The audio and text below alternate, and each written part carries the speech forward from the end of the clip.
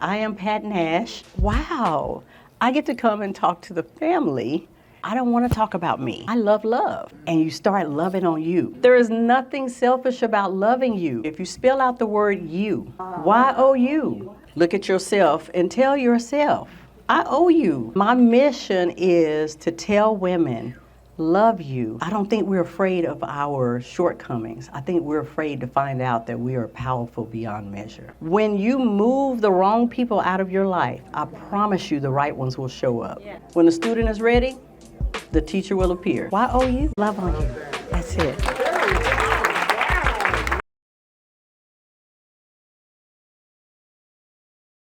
Well, thank you for inviting me, Miss Pat Nash, because yes, I was in the background. Thaddeus, like, I got some questions.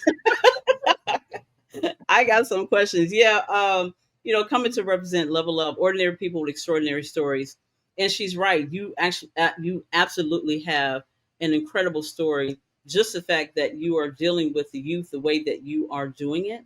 Um, Most people will do, just kind of the ordinary mundane thing, but because you have incorporated music to the youth, it gives them another way to have an outlet. And I think, what I think about music, it's a universal language. So if these kids really understood what this music can bring to the world, that this music, the music that they are putting together can speak not only to the people in the neighborhood, but people to the world. Do they really kind of understand what you're bringing to them and what you're showing them, Thaddeus? Um, that's I have to think about that question. Um, I, I I think it depends on the youth. I think they're all so different from each other, and I'm serving not only boys in juvenile detention, but you know um, Young ladies. young ladies too, and then the ones that are in the split. And because Yeah, I'm binary and gotcha. LGBTQ youth and trans youth, and so they're all so different from each other. Yeah. Uh, uh, I believe the hardest demographic is the boys. Um, they A lot of their struggles, like I was saying earlier, intergenerational. So Mhm. on nothing but gang banging because their dad gang banged, their dad gang banged, and one of the youth had a rap where he was saying, "Well, my grandfather's in jail for murder, and so is my father. I guess I will be too." Oh, God. That's You heartbreaking. and so that's the kind of, and then there's some that are just they're very remorseful, and they have the stories of, like, I'm sorry to put my mom and my people through what I'm going through. Wow. Thankful that I have somebody behind me and have my back, even though I messed up, and so there's that too. So Hmm. Wow. So I'm still saying I'm looking at the parallels. It's not that much different when you're dealing with adults now. Um, I've heard so many people, and thank you, Kelly. Kelly's like, I got to go visit Seattle. I've been one time, and I absolutely loved it. I said Seattle is like a city in a forest. That's the only way I can describe it. Wow. It's Wow. beautiful, Angie. If you've never been, Never. go. So, and when we go, we got to have food from Thaddillac or Oh yeah, Thaddeus. I'm sitting at this table. So we inviting ourselves to dinner, be like, yes, we gotta go. So Kelly's saying, yeah, music is definitely, and music can be such a healer. But she's saying it's different in Seattle. She's like, Seattle's like a melting pot, and Mm. probably deal more with more races than we're used to dealing with in the South. Oh Like wow. multicultural. I didn't know, and it was so multicultural in Seattle. I didn't either. Don't know much about Seattle, but I visited one time, and that is what I remember. It's like a forest, and then it's a highway, and I'm like, this is so beautiful. I feel like I'm in a forest, but I know I'm in a city. Oh wow. But yeah, it's lush, it's green, it's very beautiful. yeah, That's what I Okay. remember. yeah. very much so. And you're right. Seattle is a good. I believe like my zip code is the most diverse zip code in the world. Supposedly, it's more. They have little Ethiopia here, and they have what they have called little Saigon. You know, Wow. so huge East African population, huge Southeast. What is it? Southeast Asian, Pacific Islander, Oh, wow. Filipino community, and then Chinese, Japanese, Mhm. and Latinos, and East and West Africans. And so it's pretty crazy. It's Yeah, really I noticed on your video, what is Pac? I think he's your business partner. What is he? Um, he's Asian. Pak is Asian. He's half Chinese and half Korean. Okay. Okay. I think that's correct. And he's actually originally from Hawaii, so Oh, really? kind of South Pacific Islander kind of vibe to him. He loves reggae music and wow. And so I understand you have a large Native American population too, because that's my heritage. Yeah. Yeah. Me too. Ah! What tribe are you associated with? Are you Choctaw? Chickasaw. You Chickasaw, okay. Yeah. Okay. Yeah. What about yourself? Choctaw. Oh, Choctaw. They were brothers, so they split. The tribe split, so we're related. We're relatives. That makes sense because I love oxtails. You love oxtails. Y'all hear me trying to get the oxtails going? We hear you. Doing Native American the oxtail. But I love oxtail. That's like what I usually order when I go someplace. But I'm not going to get away from here. Oh, Kelly says she graduated from Rainier Beach High School. I live a few blocks away from Rainier Beach High School. Oh, there you go. And her gospel choir was Simone. Yeah, they have. That's what I'm saying. Pacific Islanders. Pacific Islander. Mm-hmm. Wow. They could really sing. They got down. I didn't know that's where Kelly was from. Yeah, that's where she's from. Yeah. So, go ahead. I'm sorry. Kelly, who was the principal when you went to Rainier Beach? Yeah, Kelly, he's want to know who the principal was when you were there. Hey, Paul, my cousin Paul jumped on. My Uncle Ted. I got family jumping on, checking this out. So, they know me while she's getting that, while Kelly is typing that. They know I will do wheels up in a minute. So, so we know you love to cook. You're involved heavily with the youth in your community. And you're also the musical director for Digable Planets. I noticed you guys are still touring like crazy. Yeah, that is unbelievable. This week, this coming weekend, we play Redondo Beach, opening up for Aloe Black and Lenny Kravitz, and then then we go to Vegas and we're with the De La Soul. Oh, really? Okay. But you know what's funny? When I went to Chicago and I watched you guys perform, and it's amazing to me that I guess that all the original singers are still like there and all connected like a family. That's what's incredible. But it was crazy to see the new generation of knowing the song. How old is that song? That is, so people who may think that they don't know it, but when they go hear it, they're like, "Oh my God, it's that song!" How old is that song? Well, that record, the first record is 32 years old. Wow. And the second record is 30 years old. So we're kind of doing the Blowout Home reunion show. So make sure I know when that is so I can try to be there. I don't care where it's at. I need to try to be there. But I'm saying that because I'm noticing you know, I'm considerably older than these people who are showing up and screaming and front row of your concerts, and they are just in it. I won't say it's like a cult, but they're in it like part of the tribe. They're just right there and knowing all the words, and it's crazy. They know every word. I don't even know them all. But here's the thing: we got to realize that that age group was probably 35 to 45 that was listening to, and they were hearing that music with their young kids. So a lot of these little kids grew up listening to the same music because of their parents. I wouldn't know who Bobby Bland was if my parents wasn't playing that, and you know, I would have include BB King and all the, you know, Ray Charles and all that.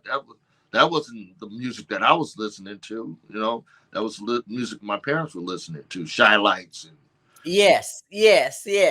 But it still speaks to the quality of the music, though, because there are some things that my dad would like to listen to, and I'd be like, okay, that's too depressing. I don't even want to hear it.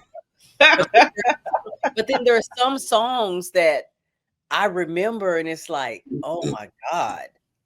When I hear it, I still love hearing it. I will go seek it out and listen to it. So it just says something about the quality of the sound and the fact that you guys are still touring that heavy and still opening up when there's a lot of artists out there that probably can't even find work. They're calling you guys. Yeah. So yeah. So can I ask one more question, since I'm like relationship person? Hey, Portia. How hard is it to manage a relationship while you're touring, taking care of the youth, having a, you know, relationship with your daughter? How hard is that? what?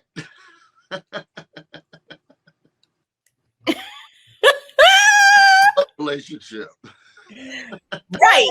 Like, when do I have time for that again? It's like, what? You know, I do date, but it's not. I mean, I guess there's somewhere out there. There's somebody just right for we're just right for each other.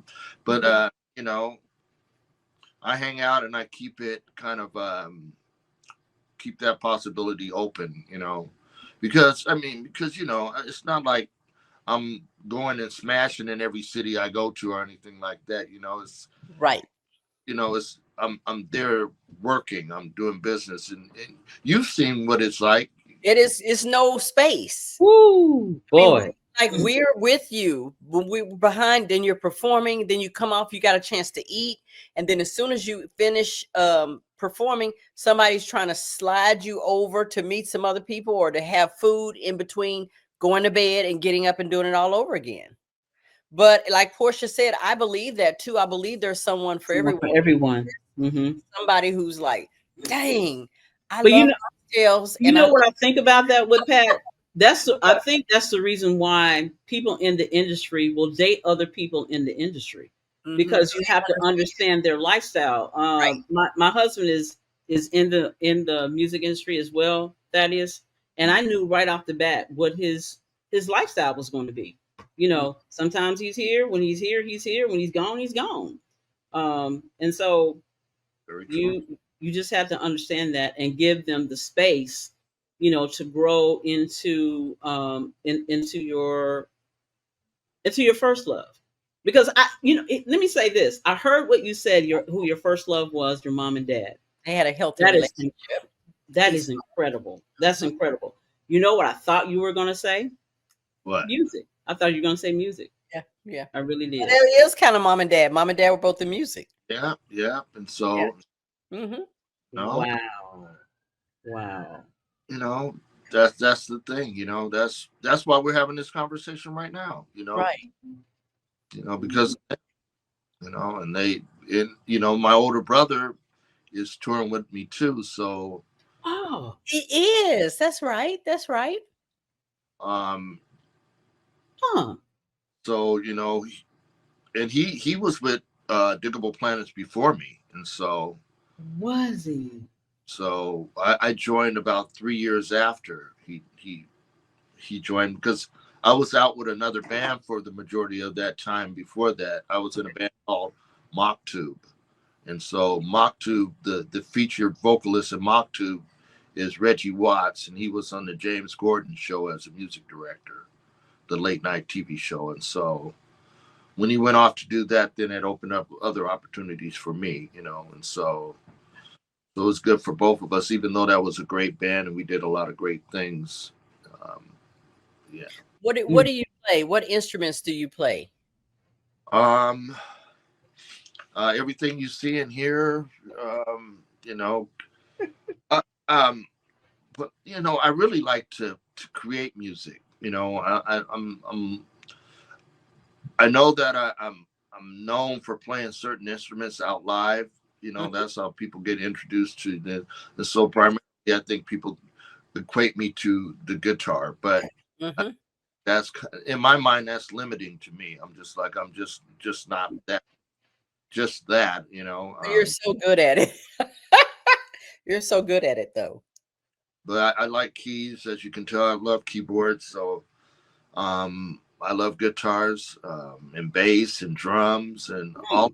I just, you know, one thing that happened to me as a youth is I wasn't supposed to be at this party. It was my brother's about older than me, and he was in high school. I was in junior high school. I think I was 13, 14 years old. And he was a sophomore or something in high school, and I snuck out the house and went to the grown folks party, you know, the older teen party, and then this song came on, and I was just like, what is this music? Can someone tell me what this music is? What is this? But it turned out to be Prince, you know. But that's my favorite. But it took me 2 years to figure that out. I couldn't, you know. Took me until my sophomore year in high school. Someone introduced me to that blue record, you know, the self-titled one, and then I had to go back and say, and then I discovered, I was like, the song was, you know, Soft and Wet, and I just had never heard anything that sounded like that in my life. Wow. That's actually one of my favorite artists, because I think he was ahead of his time. He didn't care what anybody thought. He expressed how he felt and his person in his music. And that's why people, you know, most people my age and other women are like, he is so sexy. And they're like, sexy? Yes, listen to his music. He is putting himself in. And I think Todd asked that question. I don't know if you can see, he popped it up. He said, talk about the feeling you get knowing your music inspires people and makes the crowd move. Yeah. How do you feel? I mean, how does that make you feel? That's the highest of all highs, right there. That one, that's what motivates you, because it's definitely not the flying and the toting around equipment, you know.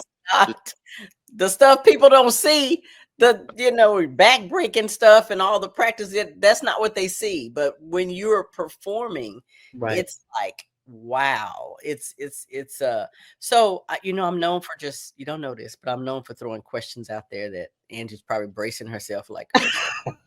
So has a female ever thrown undergarments? Yeah, I am bracing. And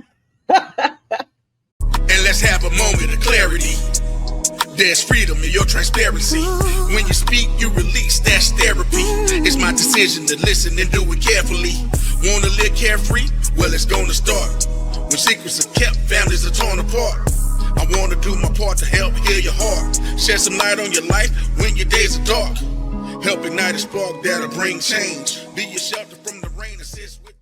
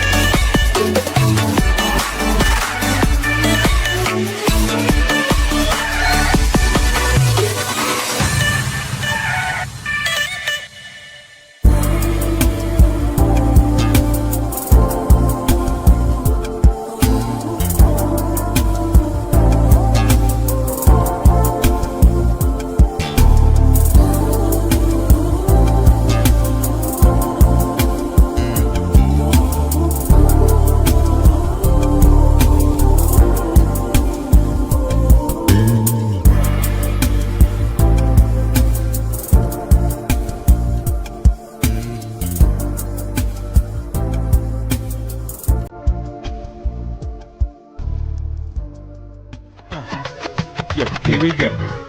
Intro for my show. Nice day. I like nitro. Cool as ice there.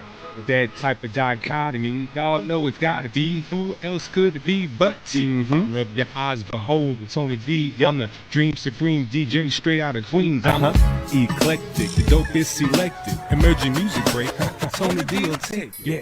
Well, Tony, I don't care, long as you take me there, someplace to ease my mind. This is recording artist Bertrand McKee.